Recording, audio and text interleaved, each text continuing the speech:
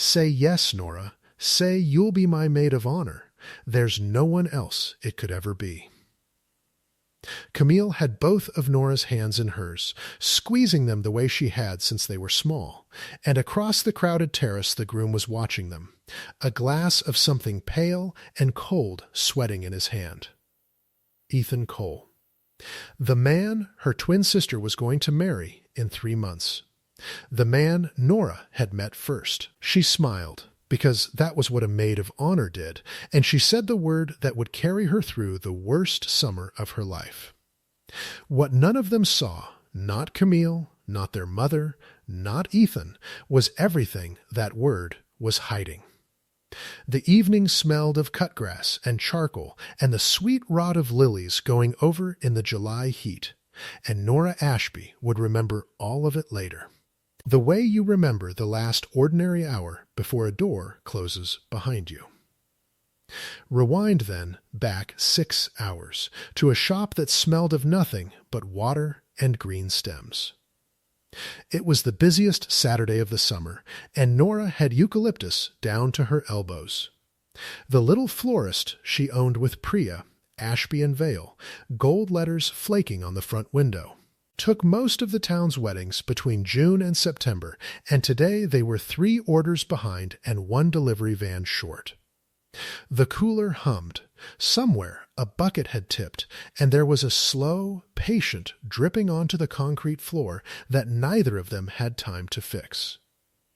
"You're doing the thing," Priya said, not looking up from the ribbon she was scorching with a lighter. "What thing?" "The thing where you strip a stem so hard it's basically a toothpick." Priya nodded at Nora's hands. That poor rose. "What did it ever do to you?" Nora looked down. She'd flensed the stem bare. It had thorns. They all have thorns. That's the job. Priya blew out the flame and studied her over the workbench, one brow up. "You've been quiet since your phone went off. What did Camille want?" "Dinner. Tonight. At Mum's. She said it's important." Nora set the ruined rose aside and reached for another. She used the voice. The voice. The one she uses when she's already decided something and just needs everyone to agree with her out loud. Priya laughed. "Lo, God, I love your sister. She's like weather. You can't argue with weather, you can only dress for it." She tied off the ribbon. "So? What's she decided?" "I don't know." But Nora's stomach had known since the phone buzzed, the way you know a storm by the pressure before you ever see the cloud. She reached for the water, and the cool of it running over her wrists steadied her. Something with Ethan. Probably, Priya let that sit a beat too long. "You always say his name like that." "Like what?" "Like you're setting a hot dish down carefully so you don't burn your hands." Nora concentrated on the rose. Outside, a delivery bike hissed past on the melting tar, and the bell over the door didn't ring, and she was grateful for that, because she didn't trust her face yet. "He's my sister's boyfriend, Priya. Fiancé, probably, by dinner." Priya said it lightly, the way you might toss a coin into a fountain, and then she saw something cross Nora's face, and she stopped, and the shop was only the cooler humming and the slow drip. "Nor, don't. I didn't say anything. You were about to." Nora wrapped the finished bouquet, peonies blush heavy and already loosening in the heat, and the sweetness of them was almost too much in the small room. "Whatever you were about to say, I've already said it to myself 100 times, and I've already answered it. He's Camille's. He's been Camille's for 8 months. That's the whole story. But it wasn't the whole story, and the trouble with a twin is she is the one person who can hear the sentence you don't say. The whole story had started in October, in the rain, in a bookshop 2 streets over that smelled of dust and old paper and wet wool. Nora had gone in to get out of a downpour with no umbrella, and there had been exactly one other person mad enough to be browsing the poetry shelf at 9 on a Tuesday night. He'd had rain in his dark hair and a paperback open in one hand, and he'd looked up at her with the particular startled honesty of a person who thought he had the place to himself. "It's coming down like the sky owes somebody money," he'd said, and she'd laughed before she could decide whether to. They'd talked for an hour. Not about anything, about the terrible painting behind the till, about a poet they both loved and were both a little embarrassed to love, about how he'd just moved to town for a job he wasn't sure about and didn't know a single soul in it. His name was Ethan. He'd bought her a coffee from the machine in the corner that tasted like warm pennies. And before the shop shut, he'd taken down the poet they were both embarrassed to love, written his name and the date inside the cover, in a hand she'd later know from 100 lists, and pressed the book into her hands. And they'd stood under the awning when the shop closed, neither of them leaving, the gutter roaring beside them. "I'd give you my number," he'd said finally, rueful, rain dripping off the awning's edge between them like a bead curtain. "But you've got that look." "What look?" "Like someone who just got out of something, or is standing very still so she doesn't fall back into it." He'd been right. She'd ended a long, tired thing that summer, and she was raw as a stripped stem, and she was proud of standing still. So she had smiled and said maybe she'd see him around, and she'd walked home in the rain feeling, for the first time in a year, like the ground might hold her weight. She'd thought about him for a week. She'd gone back to the bookshop twice.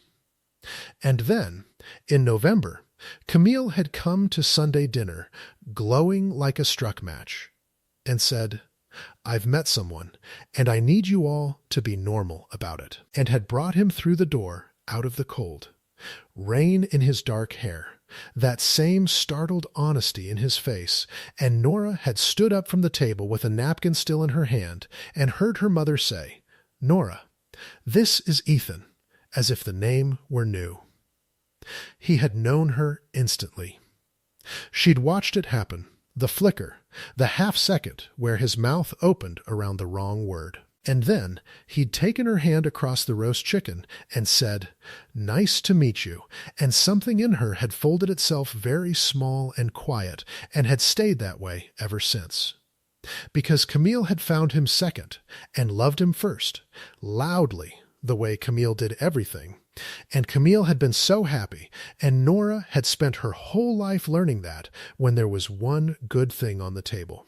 You slid it toward your sister and told her you weren't hungry. That was the whole story.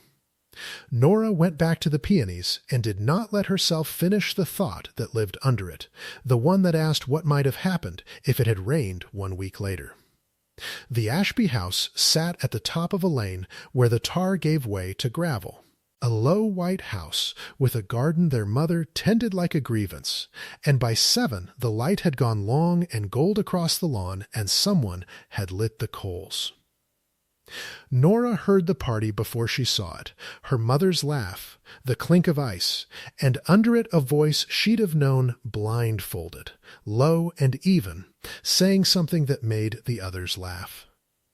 There she is. Diane Ashby came down the step with her arms out, an apron over a good dress, smelling of rosemary and gin.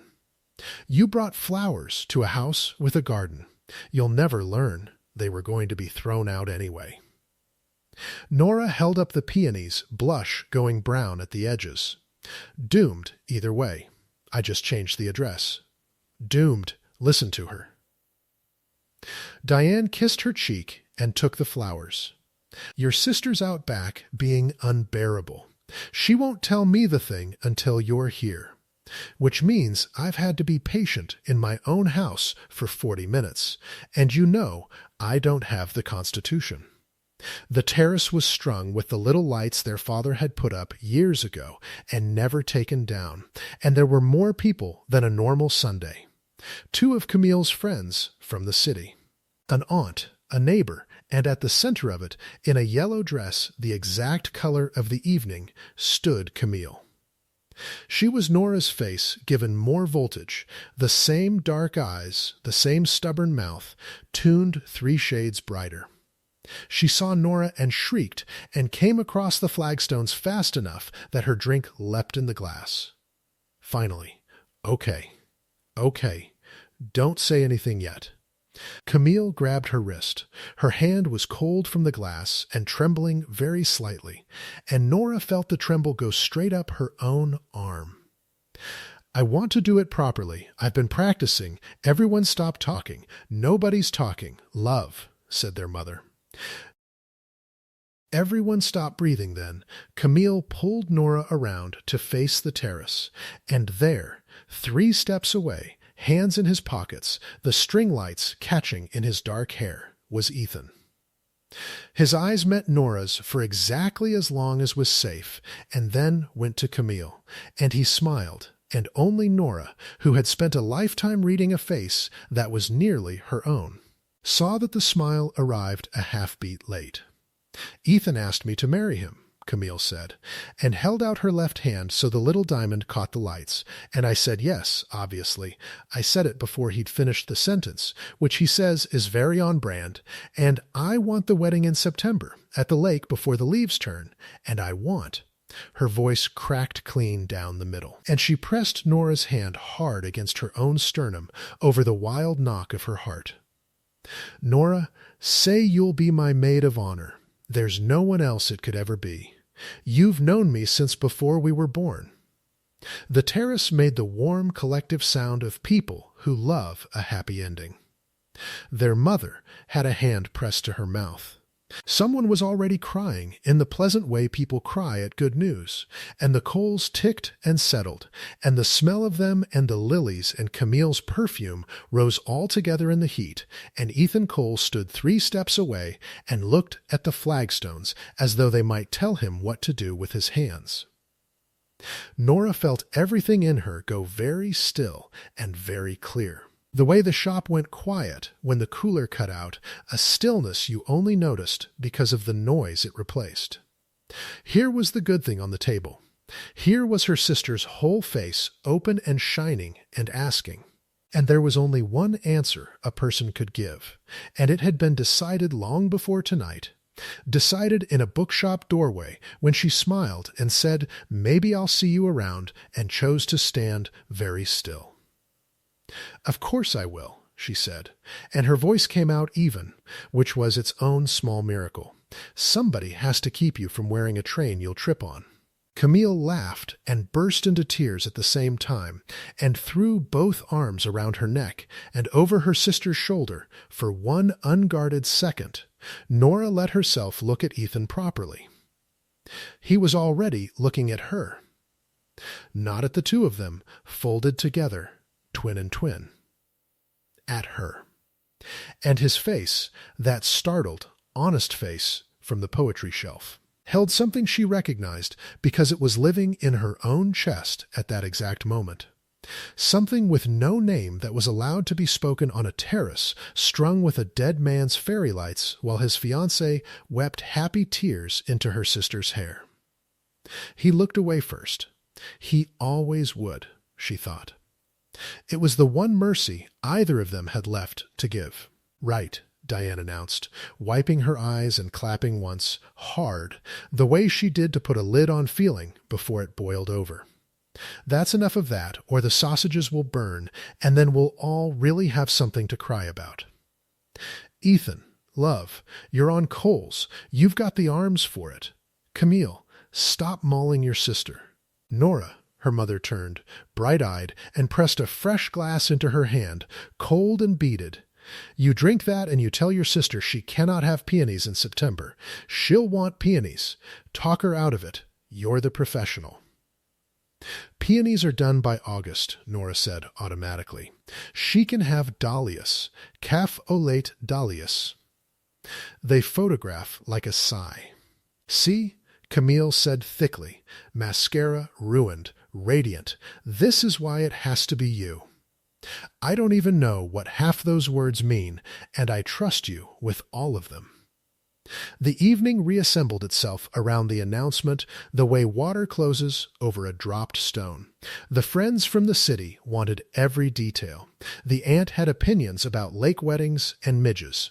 Diane produced more food than a garden of people could eat, and the light thickened from gold to amber to the deep blue, where the string bulbs really came into their own, and Nora did what she was very, very good at. She was useful. She talked flowers and dates and the merits of a marquee against a barn. She refilled glasses. She laughed at the right places. She kept her back, most of the time, to the man at the coals. It was Priya's voice in her head that undid her.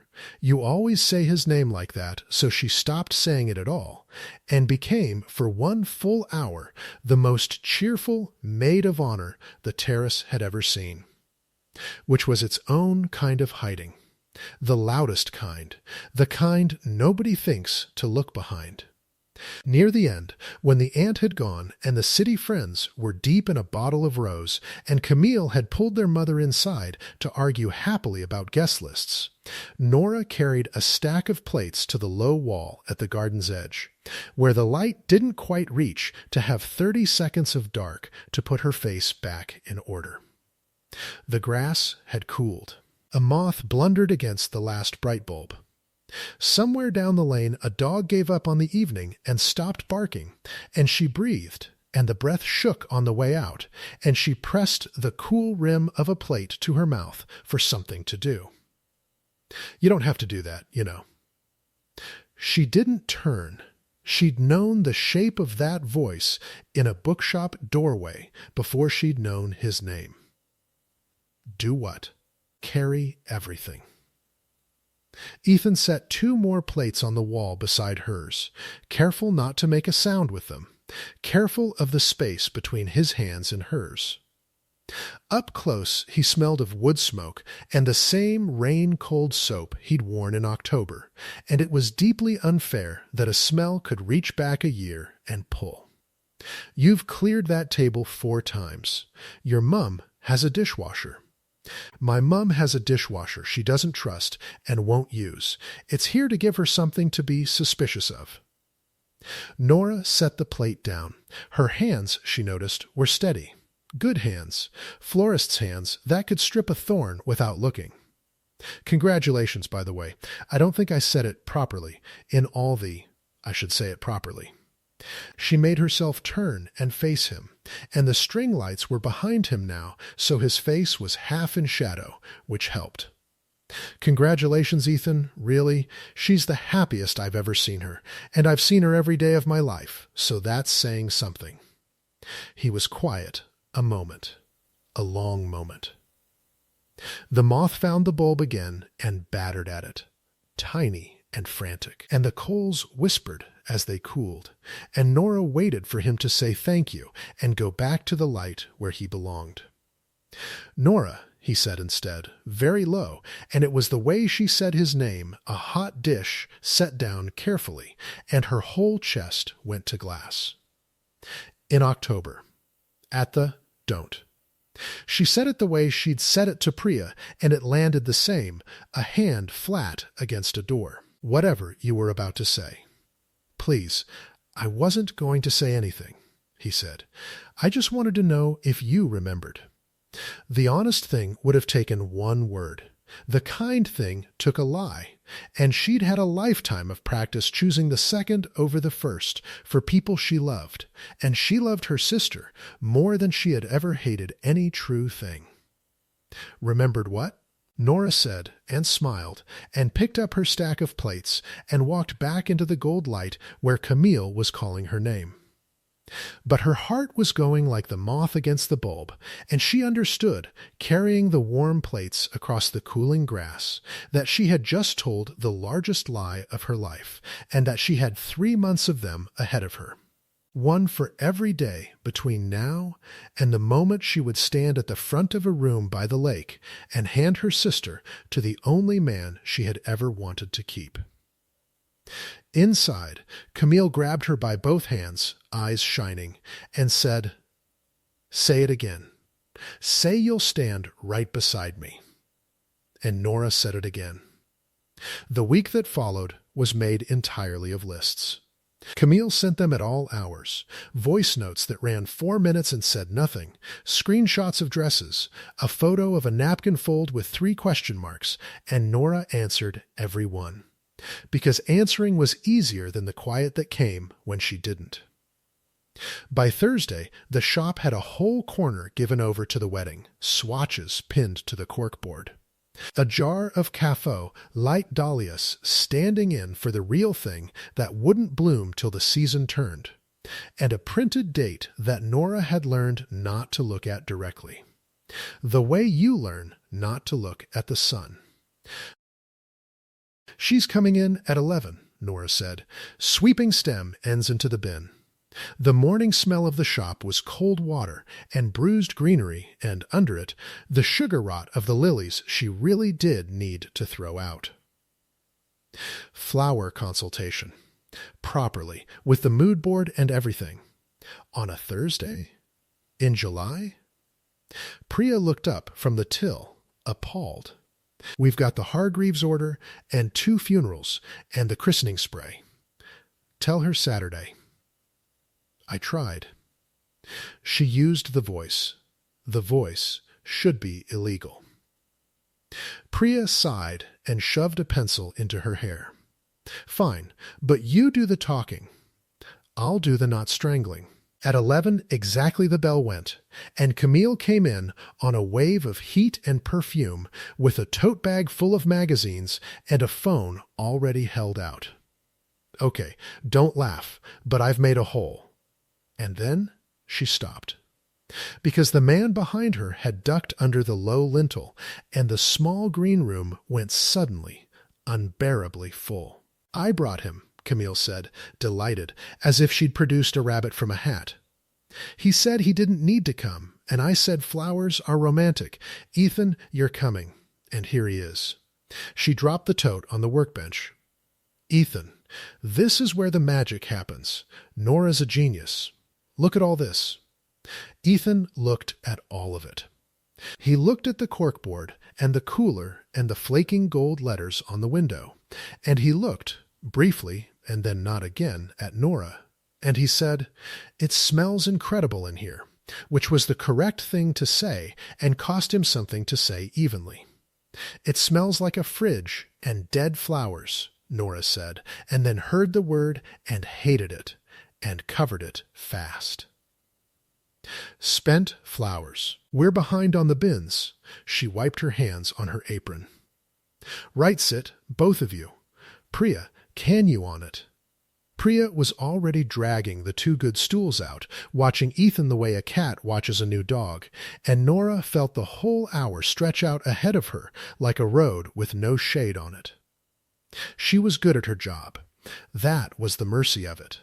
She could talk about flowers when she could talk about nothing else, and so she spread the swatches and turned the mood board and talked color and season and the way lake light did unkind things to anything too white.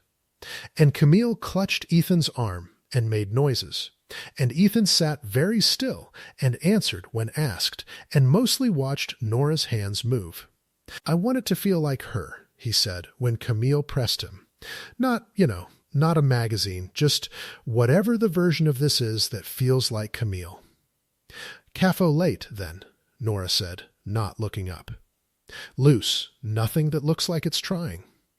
She set a stem of the dahlia in front of them, blush and cream and a little unruly at the edge. They photograph like a sigh. You'll see. A sigh. Ethan turned the flower slowly by its stem. Yeah, see, this is what I mean," Camille said, radiant, oblivious, kissing the side of his head. "The 2 of you speak the same language. Thank God, because I was terrified you'd hate each other, and I'd have to referee my whole wedding." Nora reached for the water bucket, so her face would have somewhere to go. "Why would we hate each other?" "I don't know. You're both quiet in the same way." Camille shrugged, flipping a magazine. "It's spooky, actually. You do the same thing where you go somewhere else in your head, and your face just closes up like a shop at night." She laughed. "My 2 quiet people." I'll do the talking. For all three of us, it's fine. It's my gift. It really is, said Priya from the till, so dryly that Camille threw a swatch at her.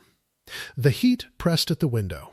A wasp had got in and was working the sweet rod of the lilies, and Nora watched it instead of watching the way Ethan set the dahlia down exactly where she'd handed it to him, aligned, careful, as though putting it back wrong might give something away.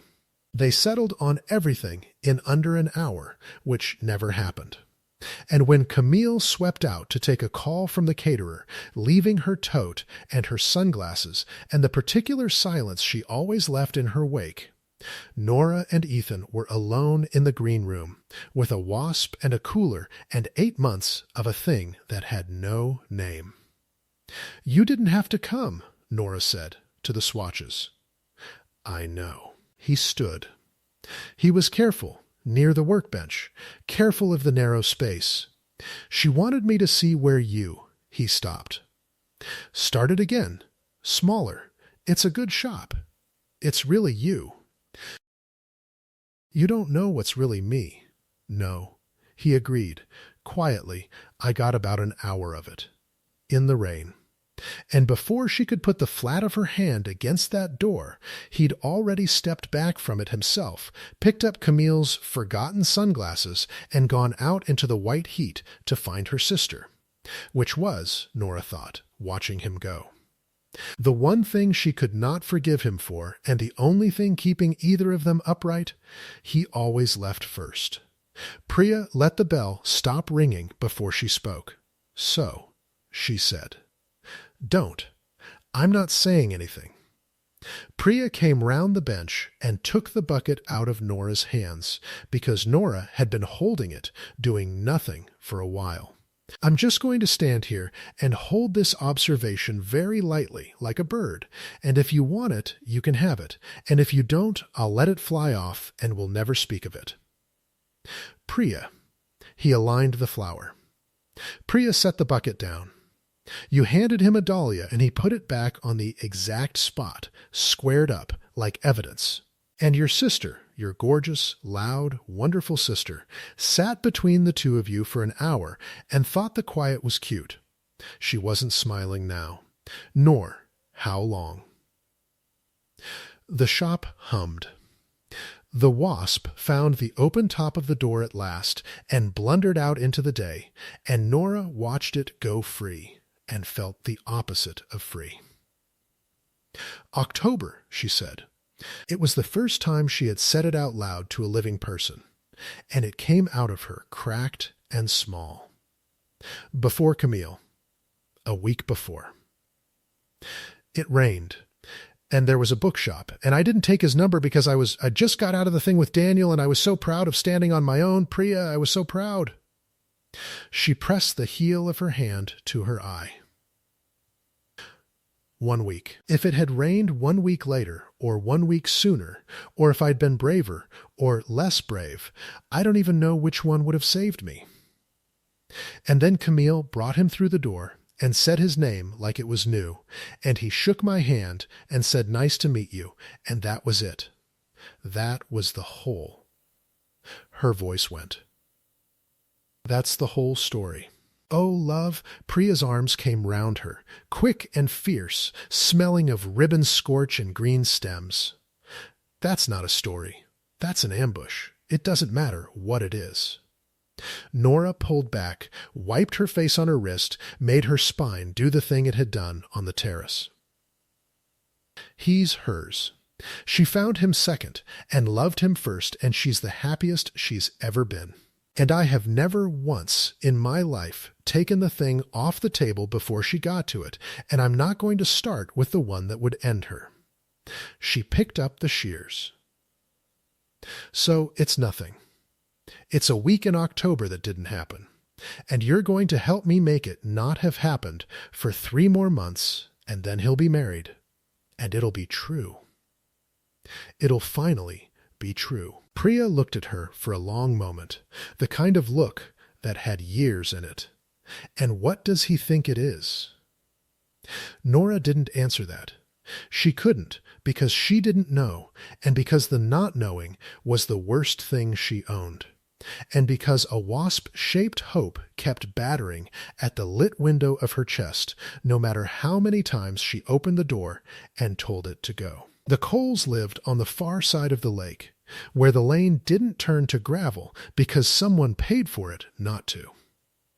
Nora had never seen the house before the engagement dinner, and when the taxi came round the last curve of clipped laurel, she understood several things at once about the man she'd met in a bookshop. The house was long and pale and certain of itself. Glass across the whole lakeside, and the garden ran down to a private jetty where a boat sat covered in the gold evening light. Somewhere a sprinkler ticked over a lawn that had never known a grievance. It was a house that had been rich for long enough to stop mentioning it.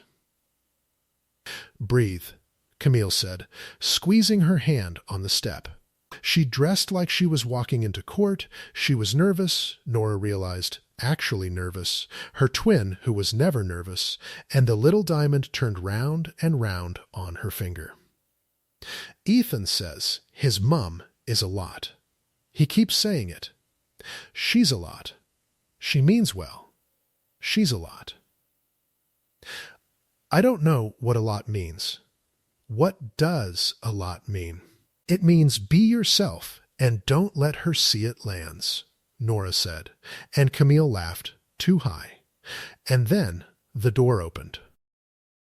Margaret Cole was tall and silver-fair and dressed in the kind of pale linen that punishes anyone who spills. She had Ethan's straight nose and none of his startled honesty. Her face had been trained out of surprise a long time ago. She took both of Camille's hands and held them at a distance that looked like warmth and functioned like measurement. "The bride," she said. "Aren't you lovely?" "Ethan, she's lovely, you didn't say." She turned. And this must be the famous twin, the florist. Her eyes went over Nora once, quick and total, a customs officer with a long queue. "Extraordinary. I'd have known you in a crowd of 1,000, and I've only just met the pair of you. Do come in. Mind the step. It catches everyone." Inside smelled of lilies. Of course it did. Of course this was the house that had them out of season, and beeswax and something cold and expensive under it, and Nora's whole professional soul flinched at the arrangement on the hall table. All stiff white sculpture. Not a loose stem in it. Flowers arranged by someone who did not like flowers. Dinner was on the terrace over the lake, and it was very good, and it was awful. Margaret ran it like a woman moving pieces on a board she'd played on for 40 years. She asked Camille about her work, public relations, how modern, and is there money in telling people what to think? And about the Ashby house, up the lane past the church. I know it. Sweet, the little white one. And every question arrived wrapped in a compliment and left a small cut behind. And Camille, brave and bright and out of her depth, laughed at all of them and bled quietly into her napkin. Ethan watched his mother the way you watch weather come across a lake.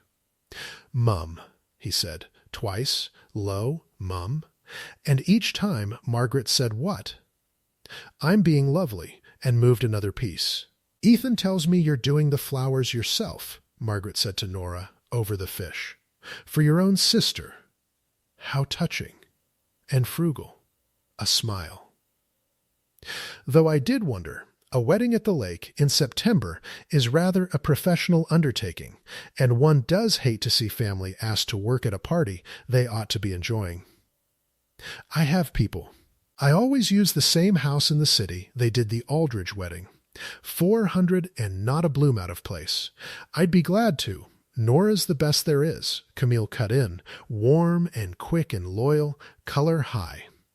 There's no one I'd trust more. She could make a bin bag look like a bridal bouquet. What a gift, said Margaret, to have such a talent in the family. And such a willing one. Her eyes touched Nora's, and there was something in them that was not quite unkind and not remotely warm. A person taking a reading and not liking the number. You must be so pleased for them both. I'm the most pleased person at this table, Nora said evenly, and lifted her glass an inch, and Margaret held her gaze a beat too long, and then, unmistakably, filed something away. It was Nora who was sent inside for the second bottle, because she offered, because offering was what she did, and because 30 seconds alone, in a strange, cool kitchen, felt like water in a drought. She found the wine. She did not find her way out fast enough. You needn't hide in my kitchen. Margaret came through the doorway without sound. A woman who had learned every quiet floorboard in her own house. She took the bottle from Nora's hands, not unkindly, and set it on the marble, and then she leaned against the counter and looked at Nora with the frank attention she had kept leashed all through dinner. You're not at all like her. We're not much alike, Nora agreed. Except the face. No, she fills a room. You empty into one. Margaret tilted her head. It's rather more interesting, if I'm honest, though no one ever thinks so at the time. The fridge hummed. Down the terrace, faint, Camille's laugh rang out too bright, and Nora felt it like a hand on her sleeve, pulling. May I be direct? I find it saves everyone an evening. You've been direct all night, Mrs. Cole. I'd hate for you to hold back on my account. Something flickered in the silver face. Surprise. Nearly, quickly caught. Good. Then I'll say what I think, which is that my son is a man who changes his mind. Margaret smoothed a non-existent crease from her linen. He came here a year ago, quite adrift, took a job he calls beneath him when he thinks I can't hear, and within a month he was seeing some woman he never named and would never bring to this house, and then, quite suddenly, he wasn't, and it left a mark on him. And then there was your sister, all at once, all fireworks, and a ring before the leaves fell. She looked at Nora steadily. I like your sister. I do. I'm simply not certain my son knows the difference between a person and a harbor. And I would truly hate, for a lovely bright girl to build a life on a man who's still turning his head at rain. The kitchen was very cold and very quiet. Nora set her own glass down precisely, so her hand would not betray her, and understood two things, that Margaret Cole did not know what she had just said, and that Nora would rather cut her own hands off than let her find out. You've got him wrong, Nora said. Her voice came out low and clear, the terrace voice, the maid of honor voice. He looks at my sister like she's the only lit window on a dark street. I've watched a lot of men look at Camille. She's easy to look at. Everyone does. He's the first one who listens to her when she's stopped being dazzling and started being tired. That's not a harbor, Mrs. Cole. That's a man who's decided. She picked up the bottle. Your people can keep the Aldridge wedding. Camille will have her lake and her sister's flowers, and a bouquet that photographs like a sigh, and it will be the loveliest thing you've ever grudgingly admitted was fine. Now, shall I bring this out, or would you rather? For a moment, Margaret Cole simply looked at her, and something reorganized behind her eyes, respect and suspicion arriving hand in hand. Oh, she said softly, almost to herself, you are the interesting one. She stepped aside from the doorway. Take the bottle, dear, and do watch the step on the way out. It catches everyone who isn't paying attention. Nora carried the wine out into the last of the light with her heart going hard, and she thought, she is going to be a problem. That woman, she reads faces the way I read them, and she has just picked up the corner of the one thing that cannot be picked up. And under that, colder, some woman he never named. A month before Camille. A week before Camille. She knows a shape exists. She doesn't know it's mine. And she will spend 3 months learning. She set the bottle down at Camille's elbow, and Camille caught her hand and pressed it to her cheek without breaking her sentence, and Ethan glanced up and read Nora's face in half a second. He could do that too. She'd forgotten. Of course he could. And something in him went taut and worried, and she gave him nothing. Nothing at all. The flat blank of a shop shut for the night, and looked away. He found her later on the jetty. Because, of course he did, because the evening was determined to keep putting them in doorways. Camille had gone up to the house to see Margaret's photographs of the boat in some former, glossier decade, and Diane wasn't here to clap a lid on anything. And the lake had gone black and silver and enormous, and the boards under Nora's feet were still warm from the day, though the air off the water had turned cool. Reeds moved somewhere. A fish took something off the surface with a small wet sound, and the ripples ran out and out into the dark. "She cornered you," Ethan said from the top of the jetty. He didn't come down it. That was deliberate, she noted it, and was grateful, and hated being grateful. In the kitchen. "I saw your face when you came out. What did she say?" "She said the step catches everyone." Nora kept her back to him, watching the far shore where a single window burned. "She's not wrong. It nearly had me." "Nora, she likes Camille. She's worried you don't know your own mind. Standard mother." Nora made her shoulders easy. She offered to hijack the flowers. I told her no. That's the whole conversation.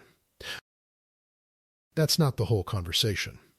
He came 3 steps down the jetty and stopped, keeping the length of a small boat between them, and his voice when it came was rough in a way she'd only heard once, under an awning in the rain. "She thinks she's got this idea that he exhaled. "Before Camille, when I first moved here. She thinks there was someone." The lake breathed. Nora did not turn around. And was there? The silence went on so long that the single far window seemed to flicker. "There was a woman in a bookshop," Ethan said, very low, "who wouldn't take my number because she was busy being brave. And I thought about her for a month, and then I met her family." His voice didn't break. It did something worse. It stayed perfectly level. "I would never say that to anyone. I'll never say it again.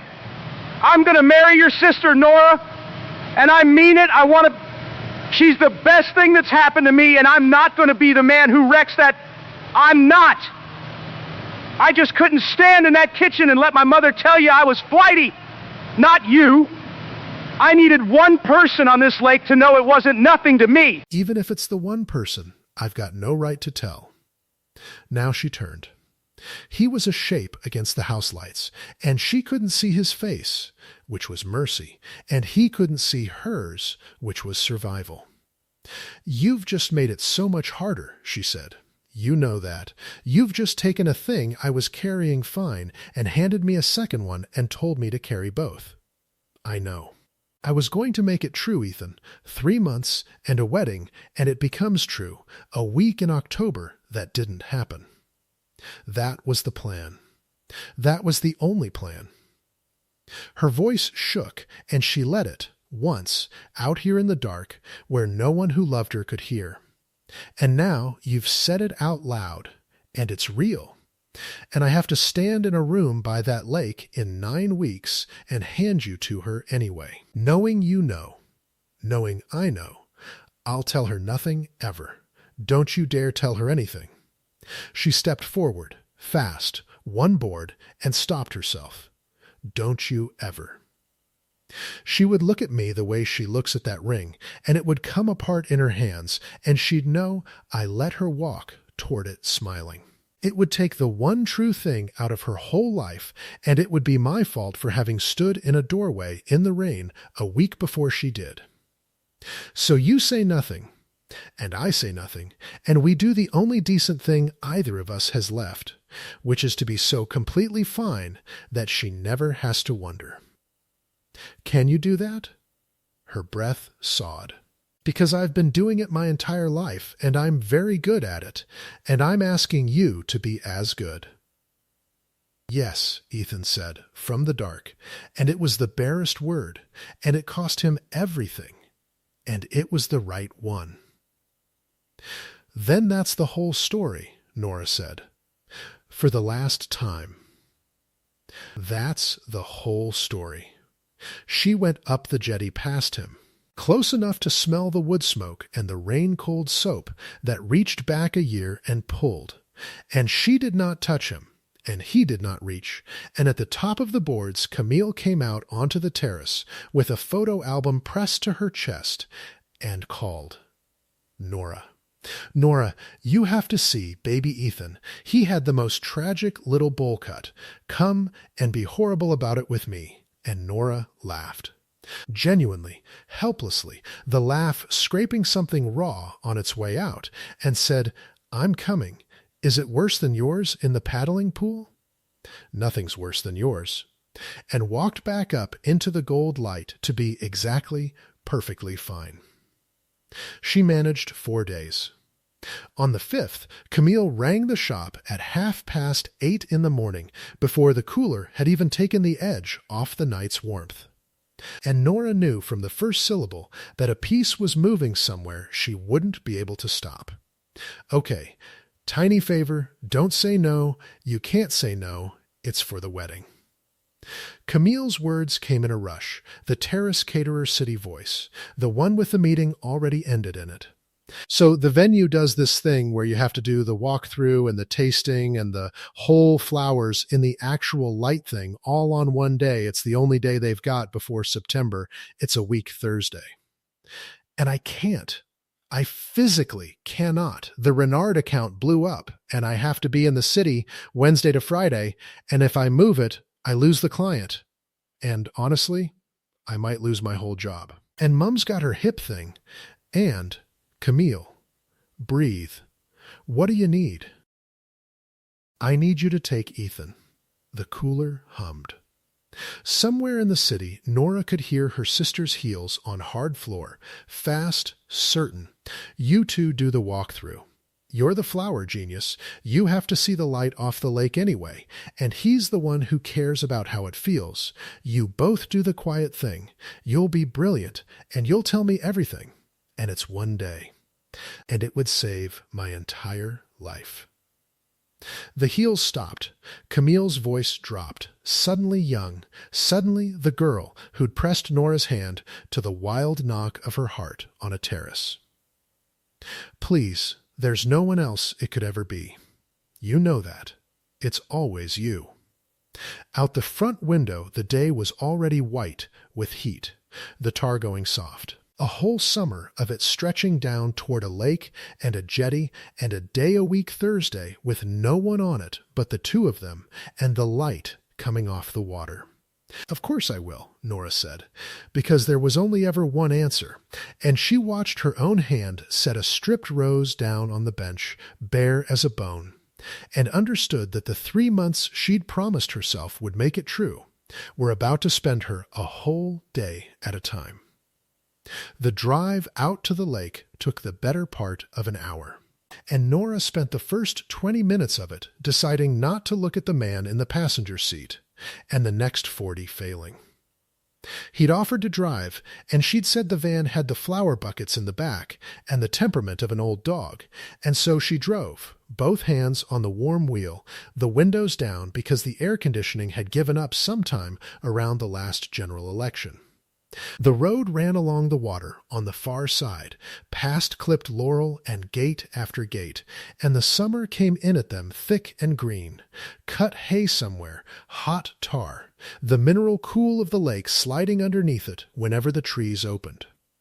A tractor had left a wig of grass on the road, and the van hit it, and the whole cab filled for a second with the smell of a childhood. "You do that thing on corners," Ethan said. "What thing?" "You lift off the accelerator like the car's asleep, and you don't want to wake it. It is asleep. It's 9:80 in the shade, and this van is older than Priya." Nora kept her eyes on the road. "Don't insult it. It can hear you, and it holds a grudge." He laughed, the real one, low, surprised out of him, and she felt it land somewhere she'd asked it not to. On the seat between them, Camille's list sat in its plastic wallet, 4 pages, color-coded, and every so often the breeze lifted a corner of it like a hand reminding them both whose day this actually was. "She wrote you a script," Nora said, nodding at it. "For the tasting, in case you go quiet and forget to have opinions. She wrote me a script for my own wedding food. She wrote our mother a script for a hip appointment. It's a love language. You should feel honored." A pothole took the van, and the buckets clattered in the back, and a smell of cold water and eucalyptus rolled forward over the seats. Left here. Down toward the boathouse. "She said the coordinator's called Sadie, and she's terrifyingly organized. You'll adore her." That's the highest praise Camille gives. It's the only praise Camille gives. Everyone else is a lot.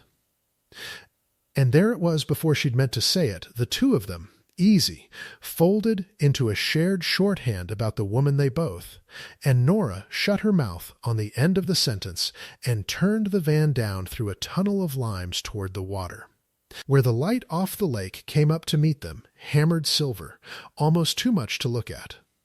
The venue was a long stone barn and a walled garden going down to a jetty, and Sadie was waiting on the gravel with a clipboard and a sun hat, brisk as a wind off the water.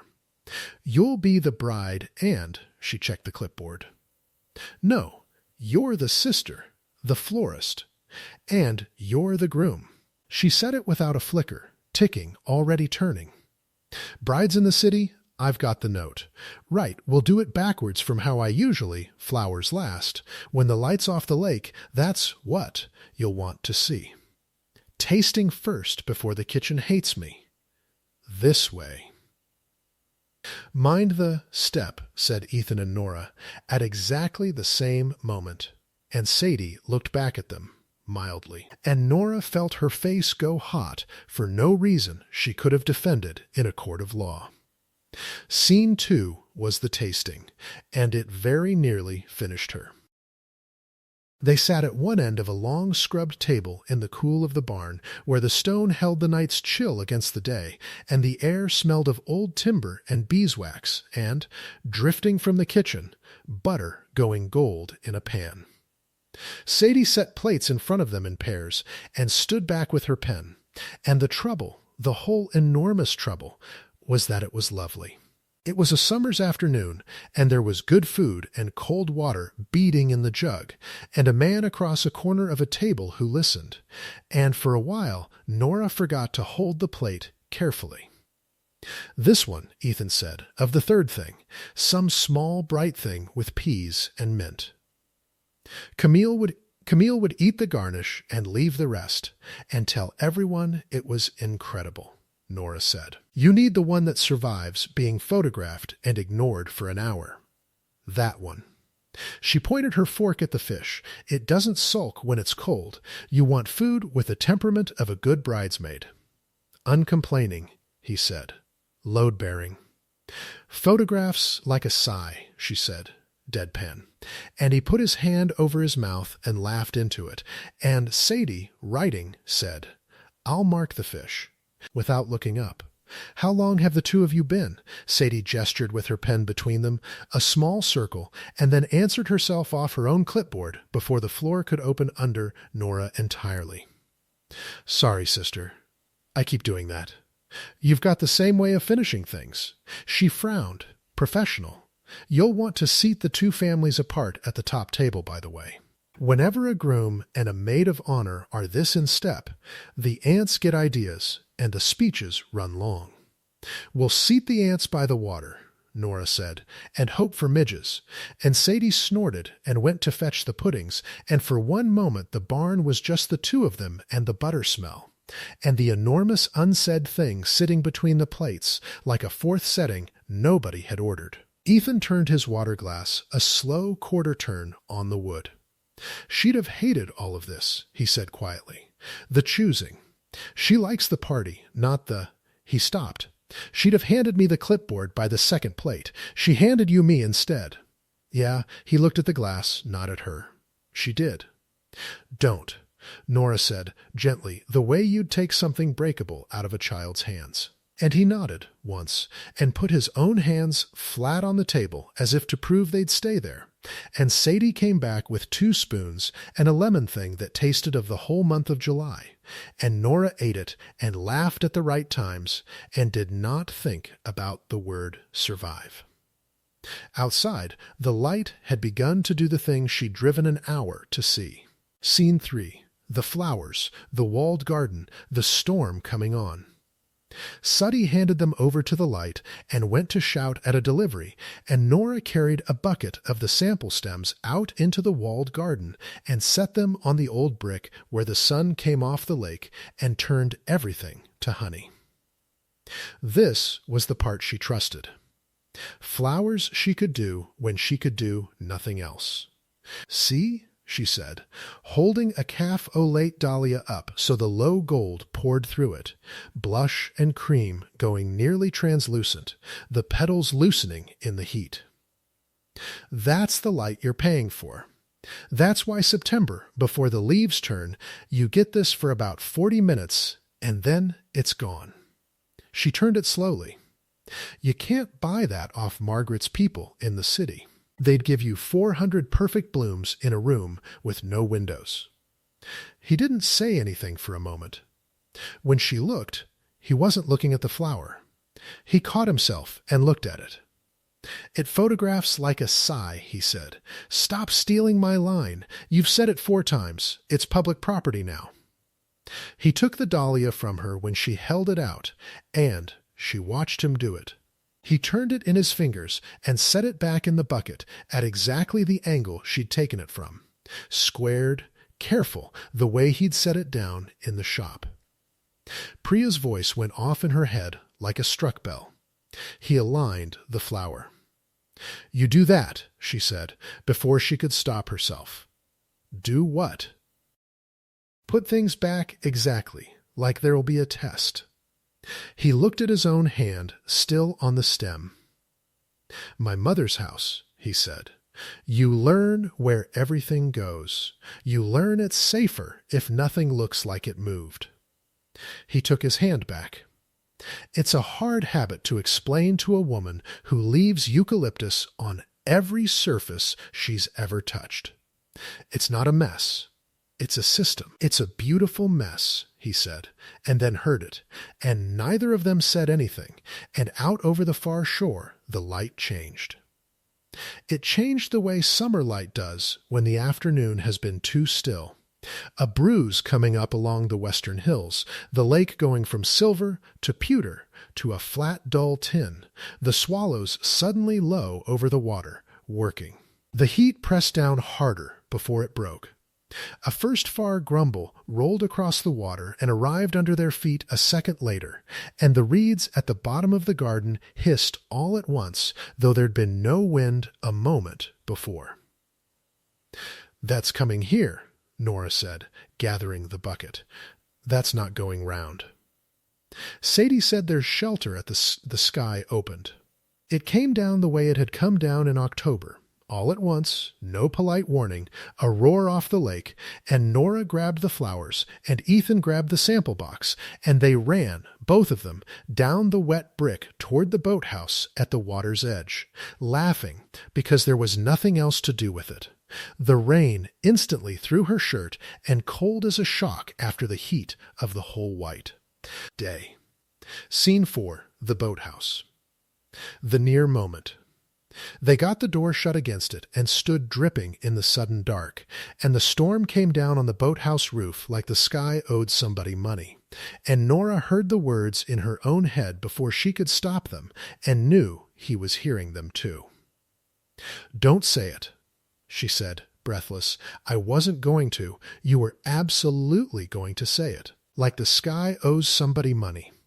You've been waiting a year for it to rain like this in front of me. He wiped the water off his face with the flat of his hand and looked at her, and the boathouse was all green underwater light, and the smell of tarred rope and old wood and lake, rain sheeting silver off the eaves across the open water door, and he said, "I have, actually, waited.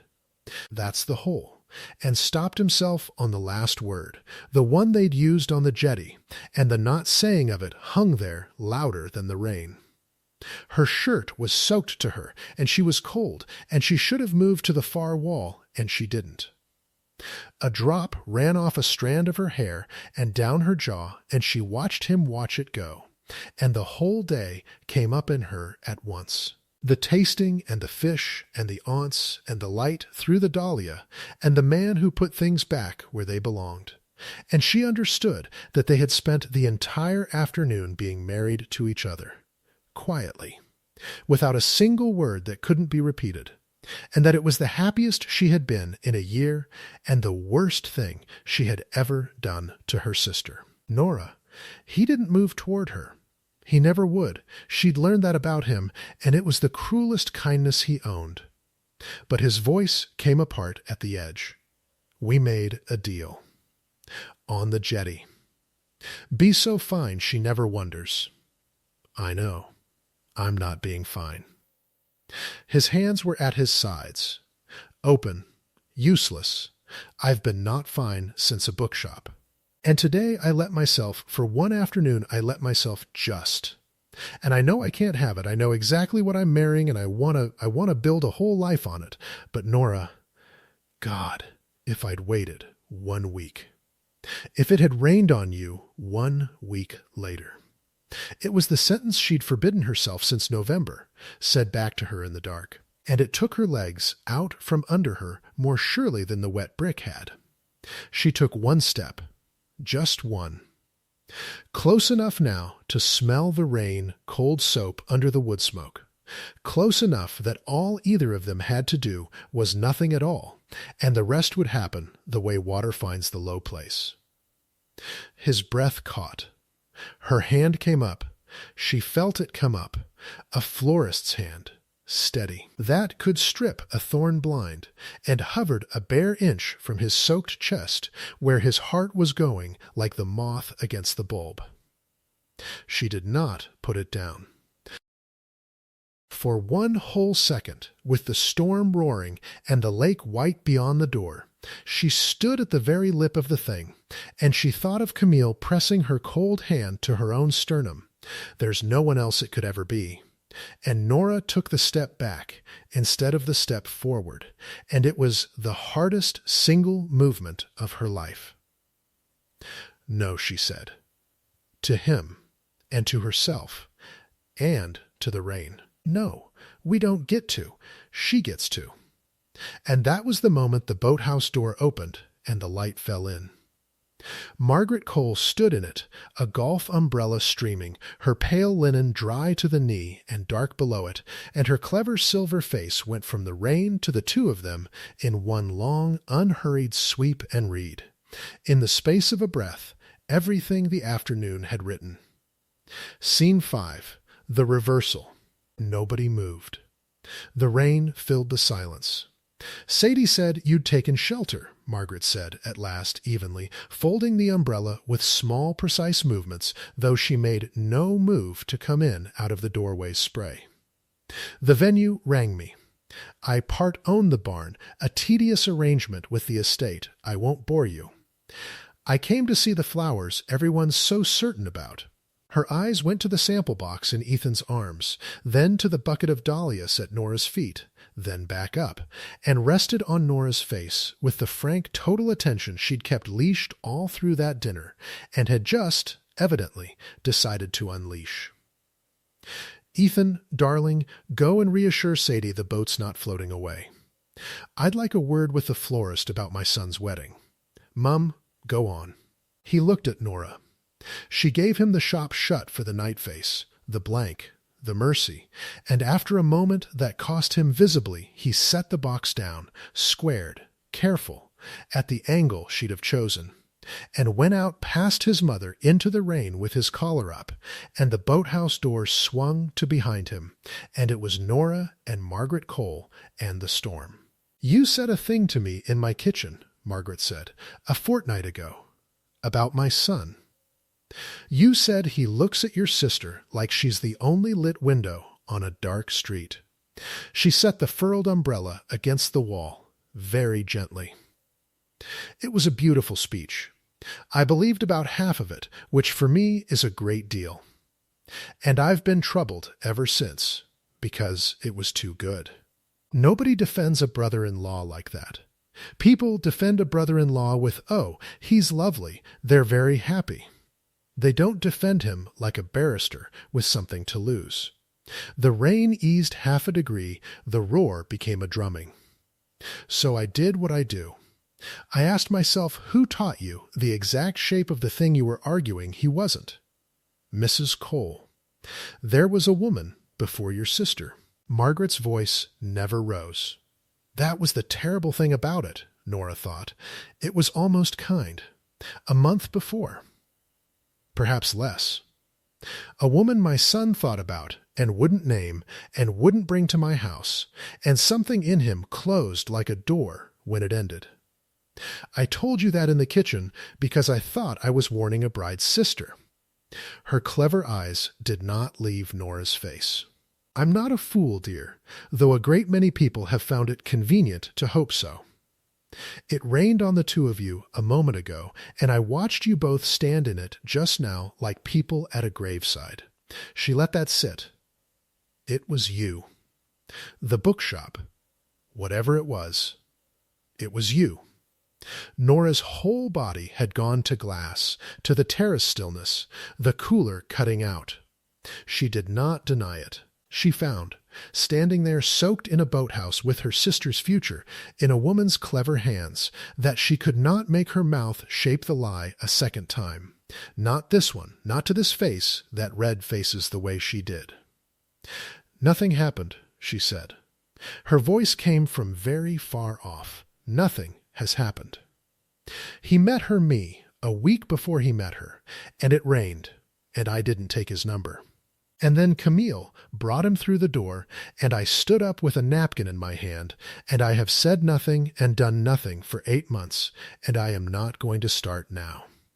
Whatever you think you saw. He is going to marry my sister, and she is going to be happy, and you are going to let her." "Am I?" said Margaret Cole, softly.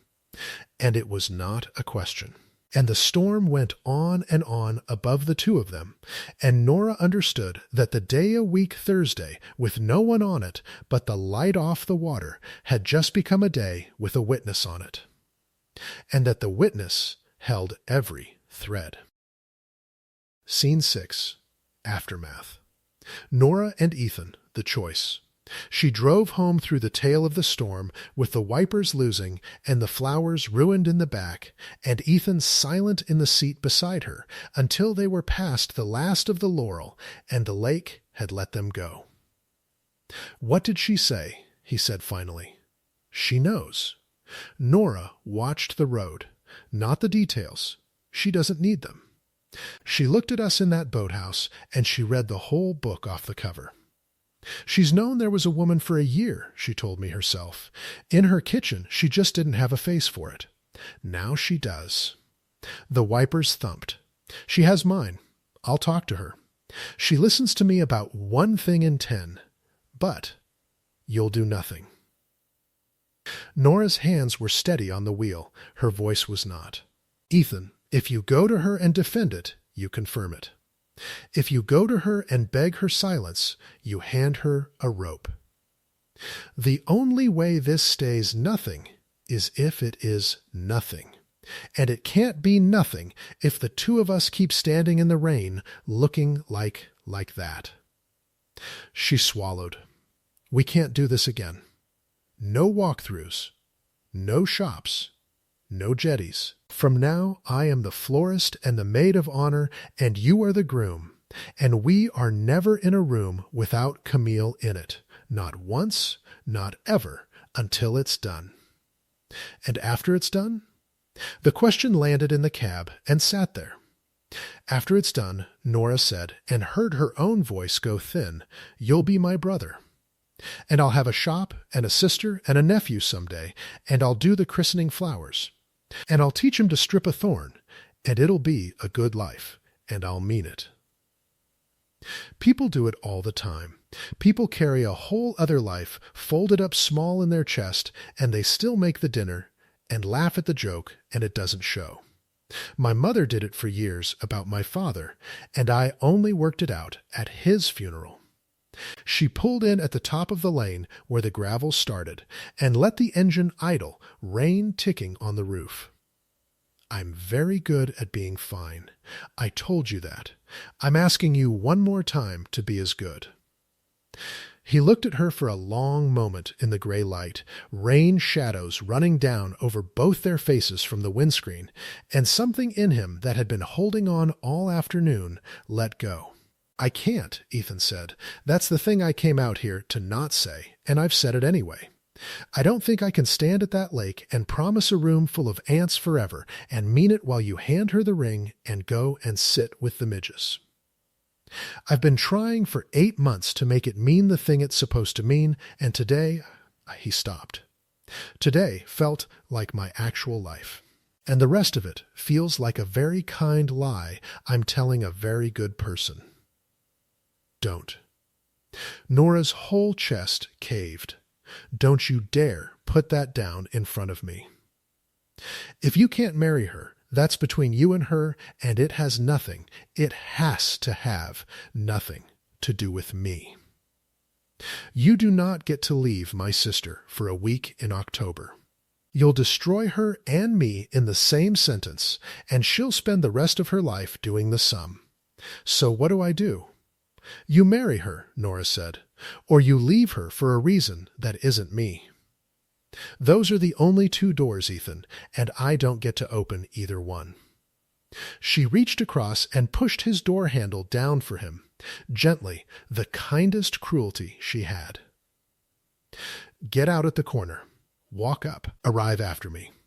She'll be at the house by now, and I've been not fine for 1 whole day, and I need the walk up the lane to put my face back on." Scene 7. The point of no return. But Camille was not at the house. Camille was at the shop. Nora saw the lit window from the top of the lane in the last of the wet dusk, Ashby and Vale, gold letters running with rain, and her stomach dropped. Because the client had been Wednesday to Friday. Because Camille should have been in the city until Friday. Because a lit shop on a Thursday night that Nora had not lit meant a piece had moved somewhere she couldn't see. She left the van at the corner, and Ethan somewhere behind her in the dark, and she went to the glass with her heart going like the moth. And through the running gold letters she saw her sister sitting on the good stool at the workbench, still in her city clothes, a book open in her hands.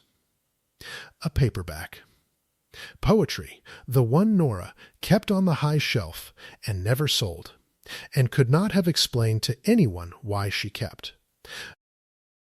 Camille looked up and saw her through the wet glass, and her face, the face that was Nora's own with more voltage, was doing something Nora had never once in 30 years seen it do.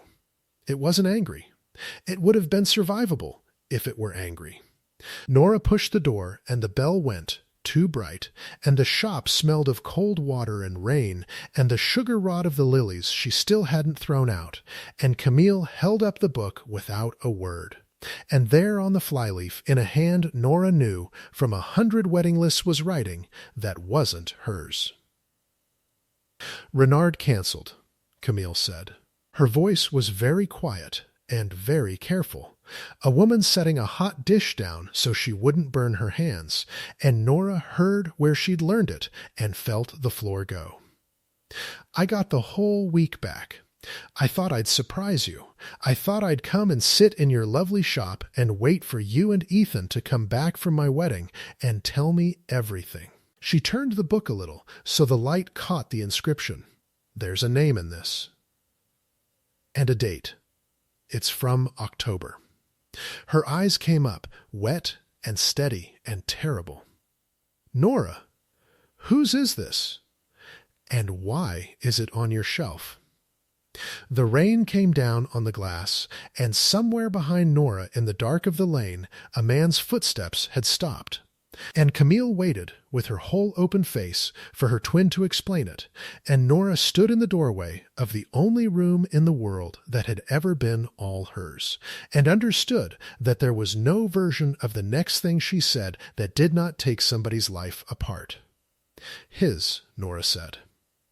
She had promised herself a lifetime of lies, and she had told the largest one twice, and she found now, in the doorway of the only room that had ever been hers, that she had run all the way out.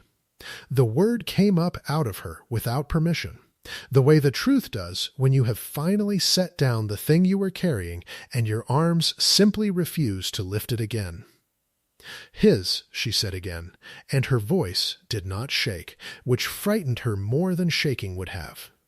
"Ethan's. He wrote it in October, in a bookshop. A week before you brought him through Mum's door and said his name like it was new."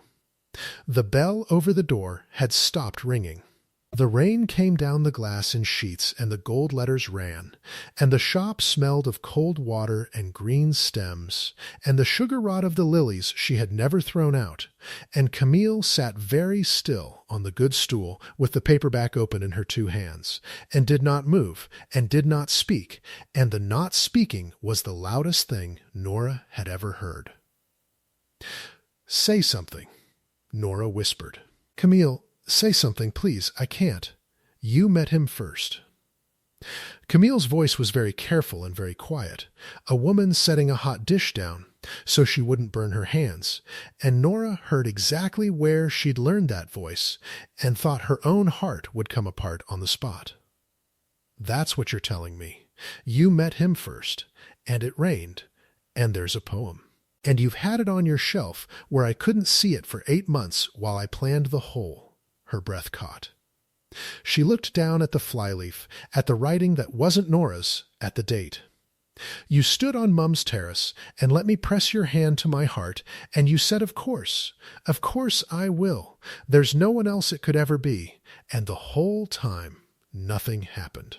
Nora came into the shop, and the door swung shut behind her, and cut the roar of the rain to a drumming. "Camille, look at me. Nothing has ever happened, not a touch, not a word I couldn't say in front of you. I stood up from that roast chicken with a napkin in my hand, and I folded it up small, and I have kept it folded for 8 months, because you were happy, because you loved him first out loud, because I have never once in my life taken the good thing off the table before you got to it, and I was not going to start with the one that would end you. Don't." Camille stood. The stool scraped. "Don't you dare make this a gift you gave me. Don't you dare stand there and tell me you fell on the grenade for my sake, like her voice cracked clean down the middle, the way it had on the terrace, only there was no happiness under it now. Only the terrible bright shine of a person who has just watched the floor of her own life turn to water. I would have wanted to know. Do you understand that? I would rather have known. You took the choice off my table.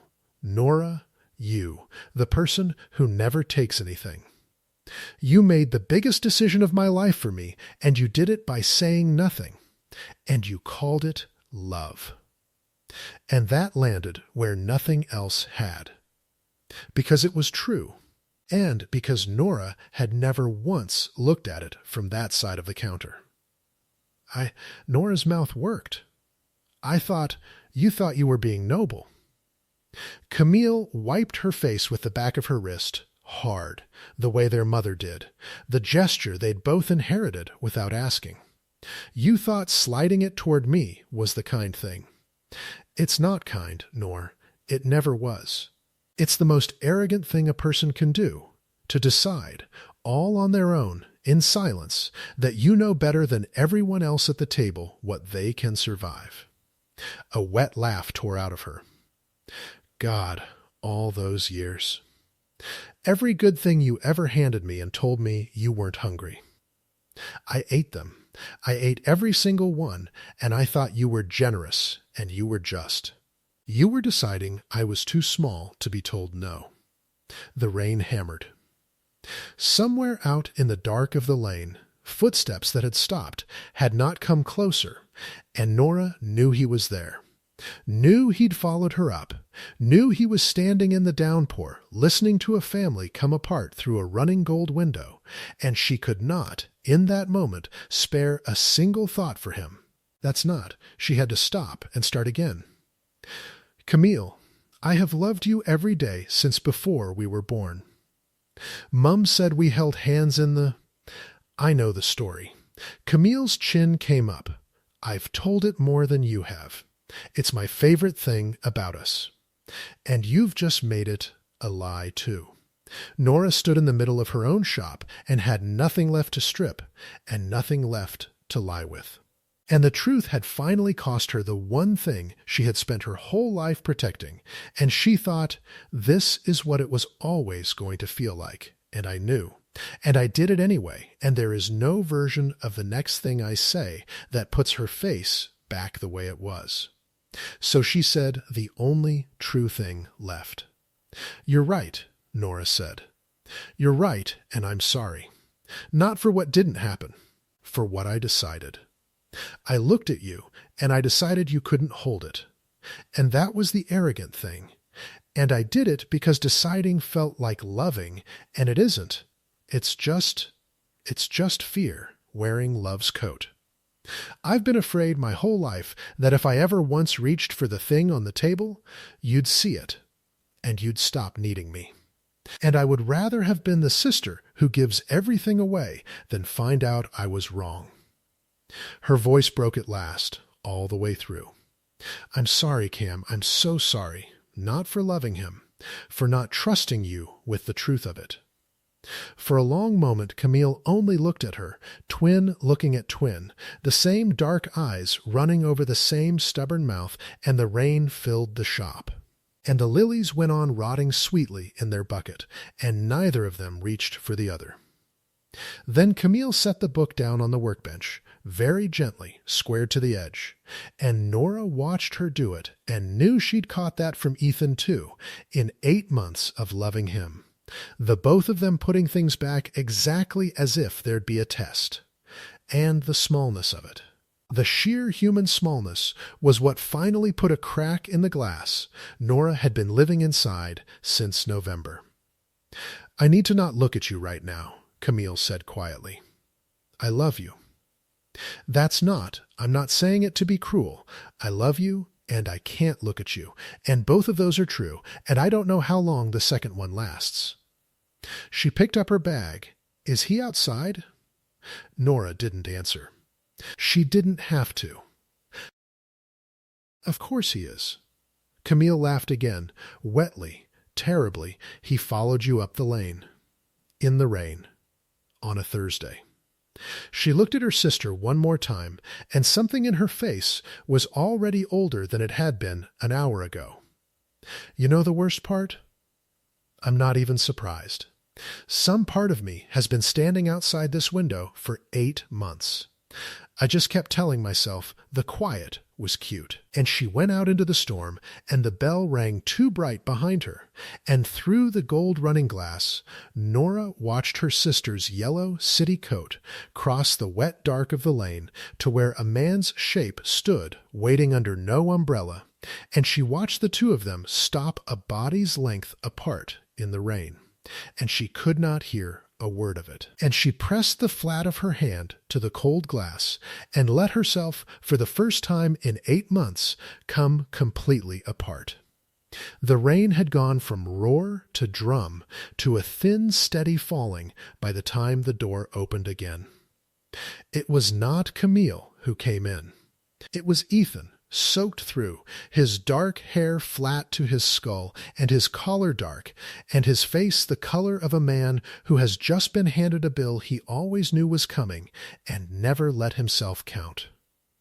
He stood on the mat and dripped and did not come further in, careful, always careful, of the space between them. "Where is she?" Nora said. "Driving," he swallowed. "To your mother's. She wouldn't let me. She said if I got in the car she'd walk, so I let her take it." He wiped the water from his face with the flat of his hand, the gesture she'd first seen under an awning a year ago, and it reached back and pulled, and she hated that even now, even here, it could. "Nora, I told her everything. You didn't have to. I told her it was mine." His voice was low and level, and it did not break. And that was worse. Not yours. "Mine.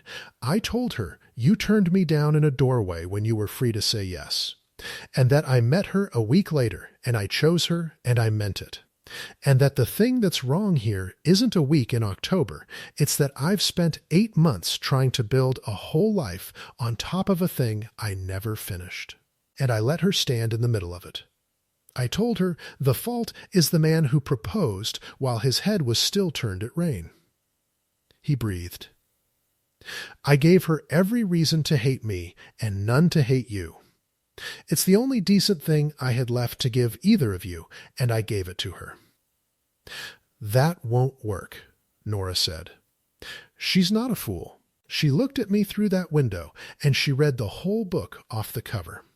Your mother taught me that trick. She reads faces the way I do, and so does Camille. We all do. It's the family curse. We've been reading each other since the womb." She wrapped her arms around herself, cold in her wet shirt.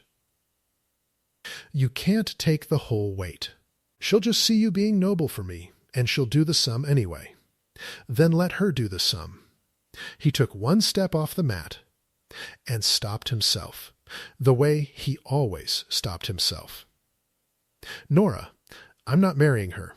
I told her that too, out there, in the rain. Not because of you, I made her hear that part twice, but because she deserves a man who isn't spending his own wedding trying to convince himself." She said, his voice caught, finally, on the edge of the word, and he let it. She said she'd known for a fortnight that she was marrying a kind lie. She said the flowers were the only true thing in the whole plan, and she was going to keep the florist and lose the groom. And then she laughed. And then she couldn't. And then she got in the van. The shop hummed. The cooler cut out with its small mechanical sigh, and the sudden quiet was enormous, and in it Nora heard the whole shape of what had just happened settle over the town like the last of the storm. The wedding at the lake that would not happen now. The aunts who would have to be told. The 4 pages of color-coded list gone to nothing. Margaret Cole's 400 perfect blooms, never ordered and never missed. "You've made her a woman whose fiancé left her 9 weeks before the wedding," Nora said. "Do you understand what you've done to her, in this town? She'll have to stand at the shop counter and the post office, and the she'll stand," said a voice from the doorway, considerably straighter than either of you seemed to think. Diane Ashby stood in the open door with rain on her good cardigan and her mouth set in the line she used to put a lid on feeling before it boiled over. And behind her, in the dark of the van at the corner, a yellow coat was just visible through the wet glass, not coming in, not driving off, waiting. Mum Nora breathed. "How much did she?" "All of it. She rang me from your corner, in a state I've not heard since your father Diane stopped. And her chin worked, and she mastered it. She's out there. She won't come in while he's here. And I'm not going to stand in a florist's at 9 at night refereeing the worst thing that's happened to this family since the funeral, so." She fixed Ethan with the flat gray Ashby stare that had reduced better men to gravel. "You out. Go home to your mother's glass house and your out-of-season lilies, and don't you go near either of my girls until one of them sends for you, and she may never, and you'll have earned it." Her voice did not rise. It didn't need to. You knew. You knew in November, and you took the ring to the jeweler anyway. That's the thing I'll not forgive quickest. Not the wanting, God knows we don't choose the wanting. But you looked at my Camille's whole open face, and you let her plan a lake wedding around a lie because it was easier than the true thing. That's not love, son. That's cowardice with a diamond on it. Ethan took it. He stood on the mat in his soaked coat and took every word of it without one flinch, and Nora, watching, understood that he had come here already knowing he'd be sent away. That the being sent away was the price, and he'd walked up the lane in the rain to pay it in person, and that it was the first entirely honest thing she'd watched him do since a bookshop. "You're right," he said to Diane. "All of it. I'll go." He looked at Nora once, the way he'd looked at her across a roast chicken and across a terrace and across a boathouse full of green underwater light, and then he did the one thing he'd always done, the cruelest kindness he owned. He left first. He went out past Diane into the thinning rain, and he did not go to the van, did not go near the yellow coat. Walked the long way down the lane with his collar up and his hands in his pockets, and did not once look back, and Nora stood at the running window and watched the dark take him, and felt the exact size of the hole where her whole folded-up life had been. "Right," Diane said when he was gone. She turned, and her face did the thing it never did, the thing Nora had only seen once, at a graveside. When she was old enough at last to understand what her mother had been carrying, folded up small, for years. Now my other one's sitting in a flower van in the rain, because she can't be in a room with you yet, and can't quite make herself drive away either. And that, my love, is the most hopeful thing in this whole miserable night. So you're going to go out there, and you're going to sit in the passenger seat, and you're going to say nothing clever, do you hear me? Nothing kind, nothing that sounds rehearsed. You're just going to sit. Can you do that? Not being useful. Just being there and letting it be as bad as it is? I don't know how, Nora said, and it was the truest thing she'd said all year. No, Diane said gently. You never did. Go and learn. The van smelled of cold water and eucalyptus and the ghost of the ruined flowers in the back, and the rain ticked on the roof, and Camille sat in the driver's seat with her hands in her lap and her city clothes still damp, and did not look over when Nora climbed in beside her and shut the door. For a long time, neither of them said anything. The wipers were off. The world ran and blurred on the windscreen, and the street light at the corner made two smeared gold suns of the wet glass, and somewhere down the lane a dog gave up on the weather, and the two of them sat side by side in the dark the way they had sat side by side before either of them had a name, before either of them had a face to read. When they were only two heartbeats learning each other in the dark.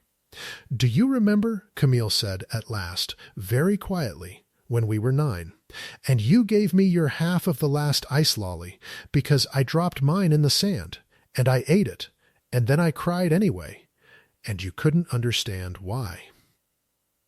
"You said it didn't taste right," Nora said. "You said it tasted like being given something." It did. Camille turned her head at last and looked at her sister in the smeared gold light, and her face was wet, and it was not angry. It was something Nora had no word for, something with grief in it and love in it and a terrible new grown-up clarity. "That's what my whole life has tasted like, Nor, and I never knew why until tonight. Everything good you handed me.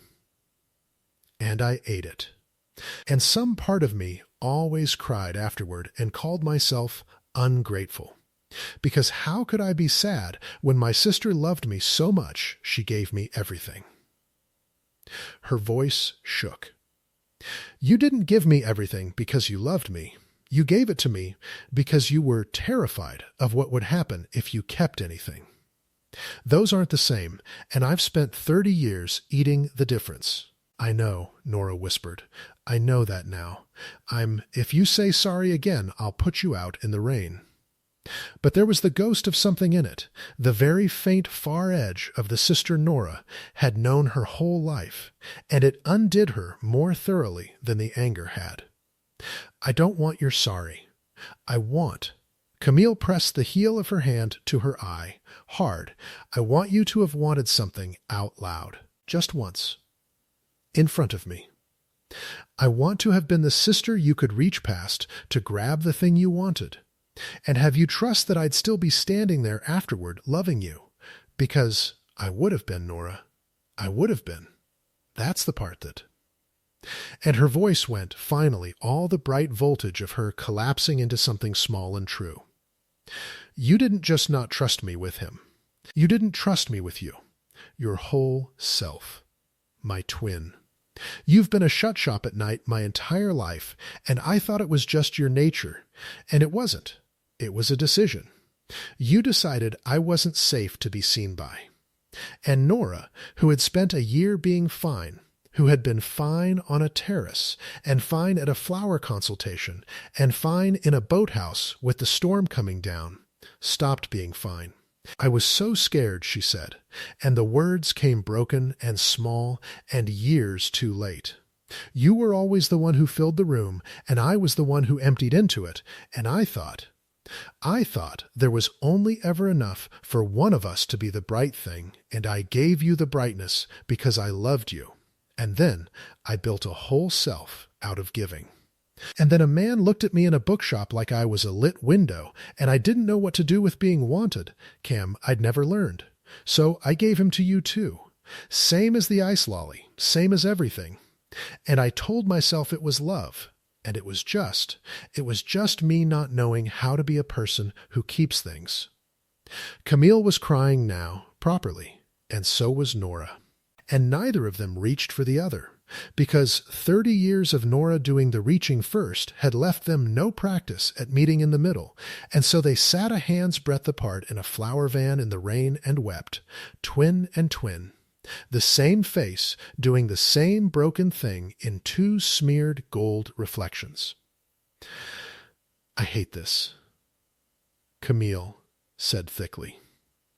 I know. I hate that I'm going to have to tell the aunts. I hate that Margaret Cole is going to be so gracious about it. I hate that you're going to be his and I'm going to have to watch.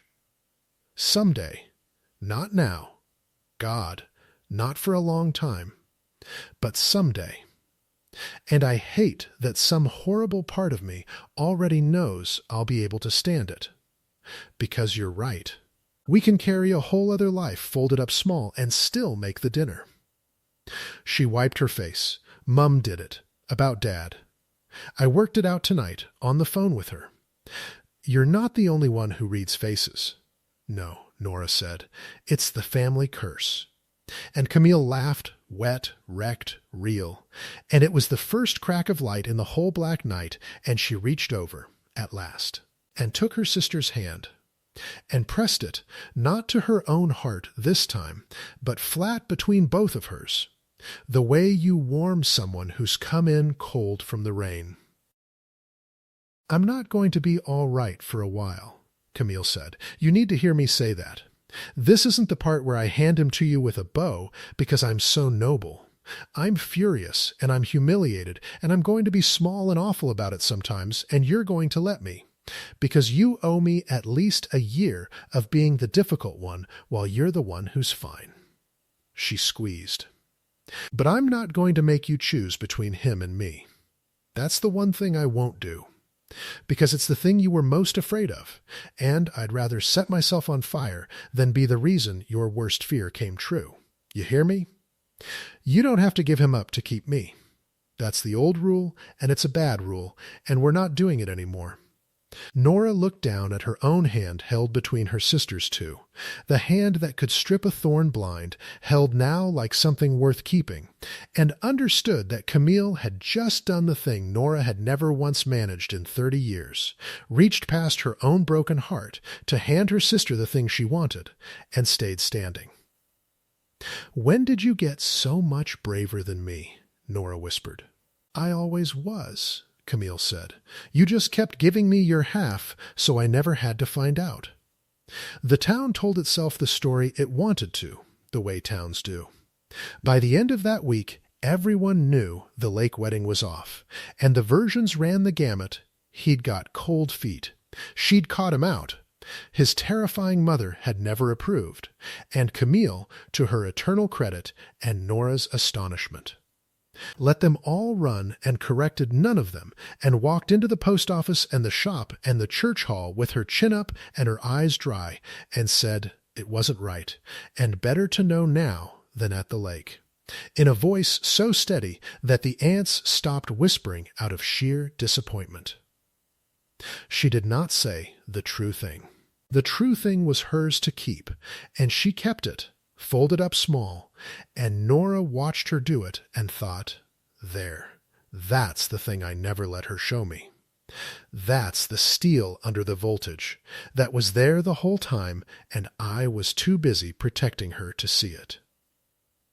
Margaret Cole came into the shop on the following Tuesday. The bell went, and Nora looked up from a christening spray with green stems to her elbows, and there in the doorway stood the tall, silver-fair woman in her punishing pale linen, an umbrella furled against a sky that had gone blue and high and innocent after the storm, as if it had never owed anyone a thing. "I won't stay," Margaret said. "I loathe the smell of florists, no offense. It's like standing in a funeral one has arrived far too early for." She set something on the workbench, precisely, squared to the edge, a habit Nora now knew the whole sad architecture of. It was an envelope, thick and cream, the kind that comes from a house in the city that does 400 blooms and not a stem out of place. The deposit on my people. I'd put it down without telling anyone, the way I do, expecting to override the little home Maid wedding at the 11th hour, because I always get my way, and it's made me perfectly insufferable. A thin smile. I've had them return it. To your sister. With a note, which I wrote myself and did not enjoy, apologizing for a great many things I've spent a fortnight deciding I actually meant. Nora set down her shears. "Why are you telling me?" "Because you're the interesting one, and I told you so in my kitchen, and I don't say things I don't mean, even when I'd very much prefer to have been wrong." Margaret's clever eyes went over her once, quick and total, but there was something different in them now, something that had put down the leash. I read the whole thing in that boathouse. "And I said a cruel clever thing to you about my son knowing the difference between a person and a harbor, and I was so pleased with it. And then I watched what the three of you did with it, and do you know, I've never in my life seen people behave so much better than I expected. Your sister returned my son's ring in a way that made me ashamed of every arrangement I've ever brokered. You told me the truth in a storm rather than a lie in a kitchen, which is more than I've managed with anyone in 40 years. She picked up her umbrella. "My son is at present being punished by everyone he knows, correctly, and living in my glass house being unbearable and reading poetry on the jetty like a man in a play. When the appropriate amount of time has passed, and you will know it better than I, you all read faces. It's quite the family affliction. You might consider being kind to him. Not soon, but not never."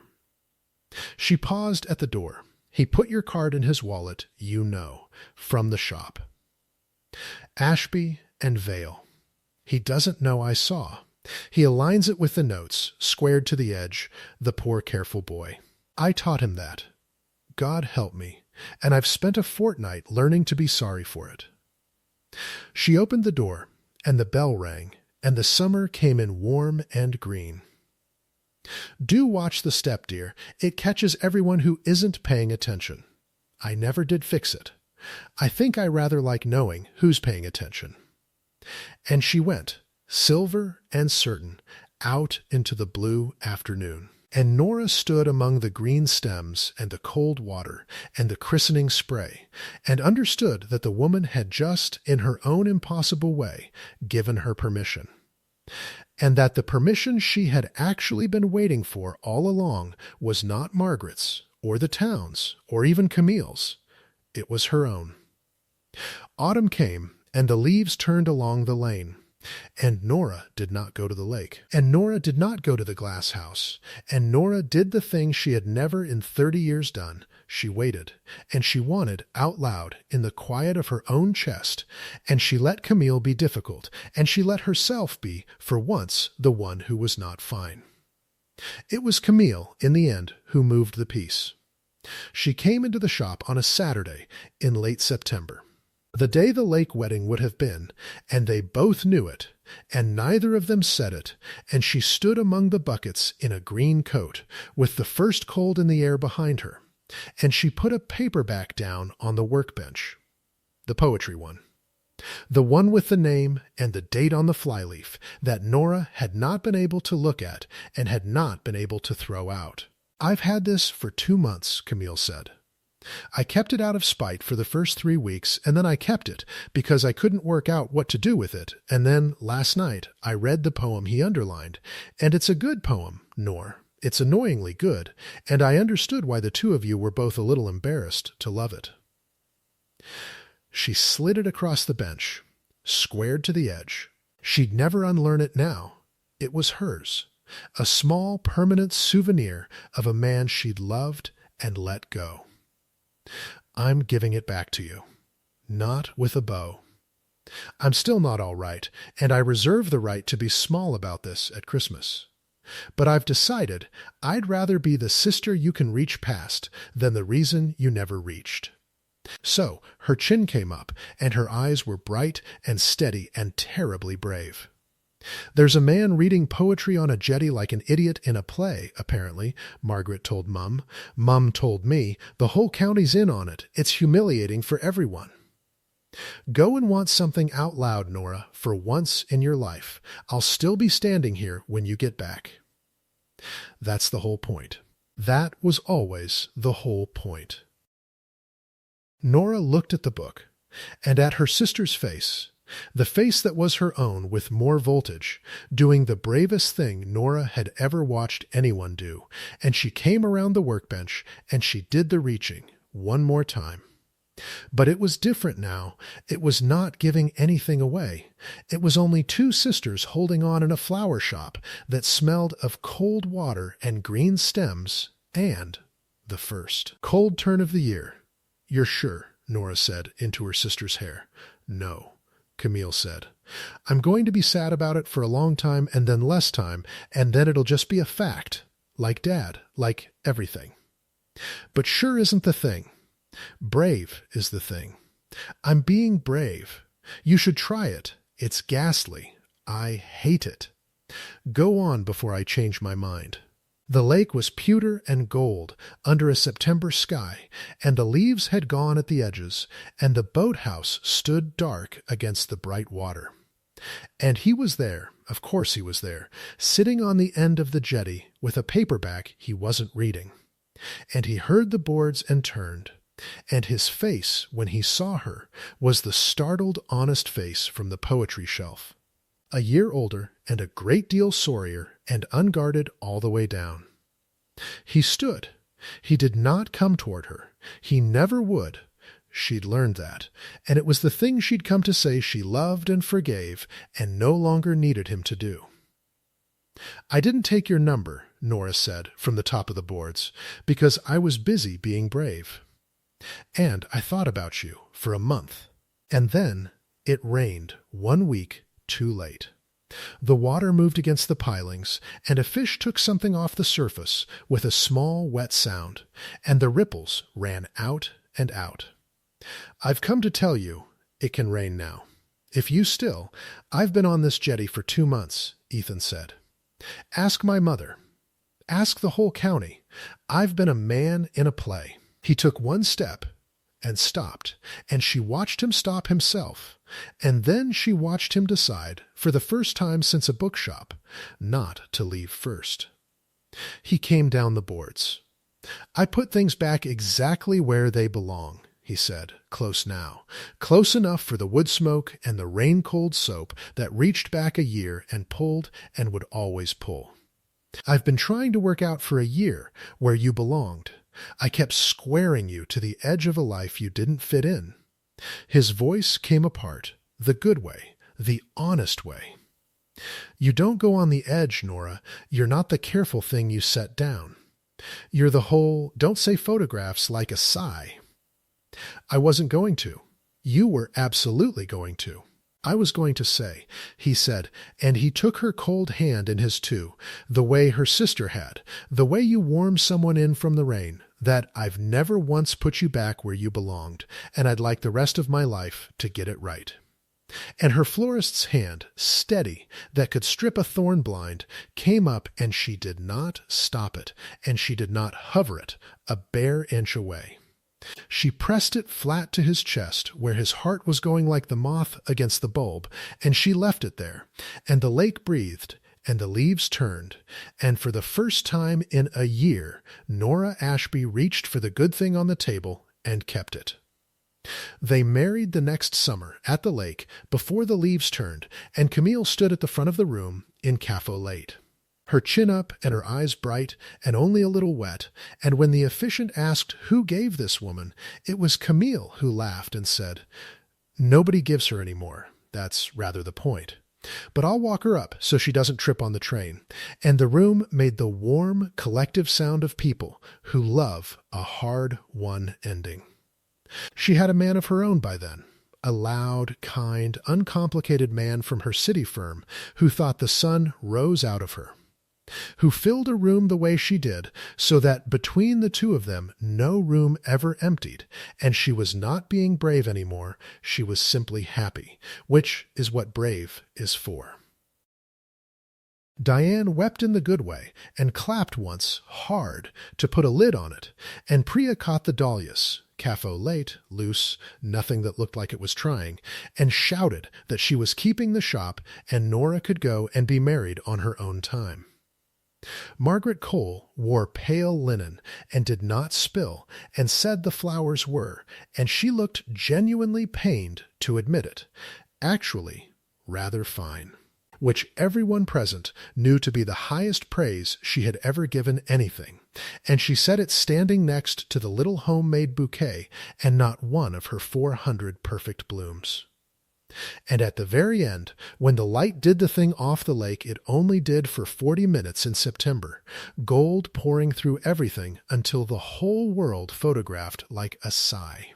Ethan found Nora at the low wall at the garden's edge where the light didn't quite reach, clearing plates she didn't need to clear, and he came and set 2 down beside hers, careful, not squared, a little crooked, on purpose, and she laughed. "You don't have to carry everything, you know," he said. "I know," she said. "I'm not. Look." And she set the plate down and turned into the gold light where her whole loud family was calling her name, and took his hand and kept it and did not let go first. That's the whole story. Not the one she'd promised herself in a doorway in the rain, the one about standing very still so you don't fall back into wanting. The other one. The one where the quiet sister learns that love isn't the thing you slide across the table and tell everyone you're not hungry. Love is staying at the table. Love is being seen. Love is a hand pressed flat to a chest in a boathouse and left there, and a twin who reaches past her own broken heart and stays standing, and a name in a book you finally stop being afraid to keep on the shelf where everyone can see it. If this story kept you company tonight, stay a while longer with me, subscribe, and follow along. And I'll have another one waiting the next time the rain comes down like the sky owes somebody money. Until then, be brave enough to want the good thing out loud. Somebody at your table is waiting to hand it to you, and stay.